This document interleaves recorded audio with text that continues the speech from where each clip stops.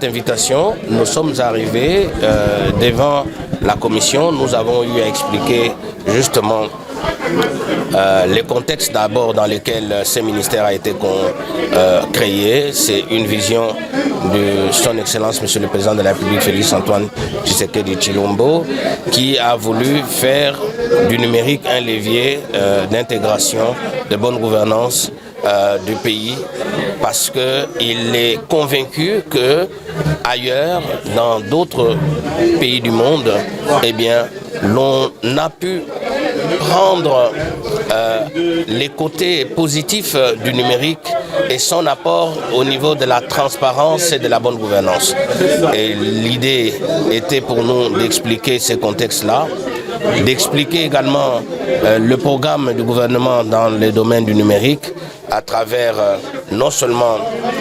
le PTNRDC, c'est-à-dire le programme de transformation numérique, qui est en réalité la matérialisation de la vision du chef de l'État contenue dans les plans nationaux du numérique, mais c'était également une question de pouvoir expliciter un peu aux honorables députés le contenu du Code du numérique, qui aujourd'hui est, si vous voulez, le cadre des régulations par excellence de cette question, parce qu'elle pose des règles sur les infrastructures, sur le contenu, les usages applicatifs et sur la formation également comme matière qui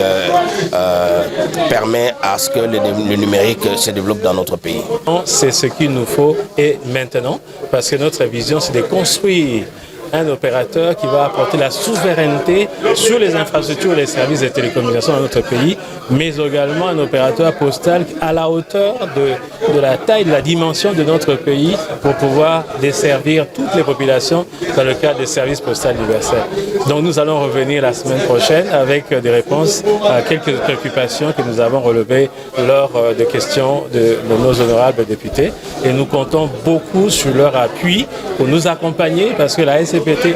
peut être la solution et non pas le problème pour le gouvernement, pour l'État congolais, avec la téléphonie mobile, avec la banque postale et tous les projets immobiliers que nous portons. Auditionné le ministre en charge du numérique, qui nous a fait un état des lieux de son secteur, mais aussi du projet de loi qu'il venait de soumettre à l'Assemblée nationale pour son adoption. Et il a rencontré toutes les préoccupations qui lui avaient été adressées. Et la plénière de la commission a estimé qu'il n'y avait pas lieu de lui poser d'autres questions, d'autant plus que la plupart des réponses se trouvent plutôt dans la loi sur le numérique. Et comme l'Assemblée plénière de l'Assemblée nationale pourrait, dans les jours qui viennent,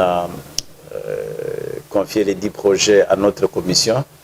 on a jugé utile d'attendre l'examen approfondi de ce projet de loi sur le numérique. Et que nous espérons vraiment que dans un bref délai, nous pourrons les voter au niveau de l'Assemblée nationale. En ce qui concerne les DG de la société commerciale des postes et de télécommunications, la plénière d'aujourd'hui était consacrée à un exercice purement de contrôle. Les questions lui ont été posées et nous lui avons accordé quelques jours. Donc le lundi, il reviendra ici pour répondre